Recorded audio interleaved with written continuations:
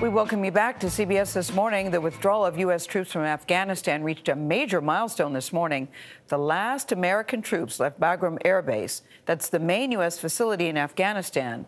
The military used this airfield to wage war for nearly 2 decades.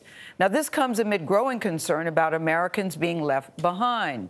Mark Frerichs has been missing since January of 2020 after being kidnapped in Kabul. Charlie D'Agata is in Kabul covering the U.S. pullout. Charlie, good morning to you. What can you tell us about this case? Well, good morning to you, Gayle. You know, Bagram is a big deal. The U.S. military presence here is dwindling by the day. And now Mark's family is terrified that he's going to be abandoned and forgotten. The clock is ticking for Mark Frerichs as U.S. soldiers pack up and head home. I want the troops to come home to their families just like I want my brother to come home to his family.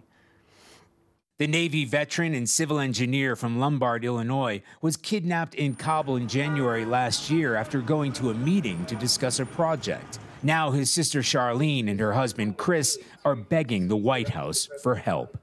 What do you say to President Biden?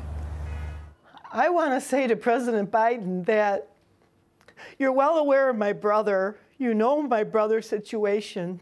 Are you doing every effort that you can to get my brother home like you would if he were your own brother?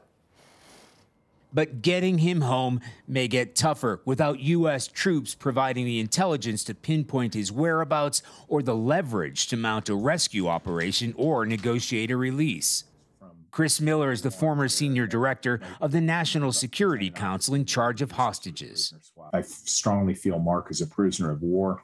Prisoner swaps are as old as the dawn of, warfare. It's completely legal and it's completely appropriate. And I think there might be an opportunity there. He says President Ashraf Ghani has plenty of Taliban prisoners with which to cut a deal. Charlene says her brother's nickname is Magic Mark, a talent he even shared here in Afghanistan. He's been a magician since he's 3 years old, and he can pull a rabbit out of a hat, and where he comes up with these doves that he pulls out of his shirt and stuff, it's just amazing. And not a day goes by that she doesn't think about the moment she gets word that Mark is coming home. When they give me that phone call and tell me that they found Mark and he's on a plane, you're going to go meet up with them. And I would give him the biggest hug when I see him. And I don't think I want to let go. President Ghani said Mark's name didn't even come up when he met with President Biden at the White House last week. Charlene said she tried to meet with President Trump and with President Biden. Both men declined. Tony? Agonizing situation for that family. Charlie D'Agata in Afghanistan. Charlie, thank you very much.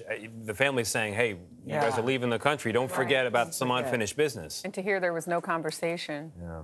Well, the fact that we did the story, hopefully somebody is listening and can do something about it. You can tell agonizing is a word, what they're going through right now.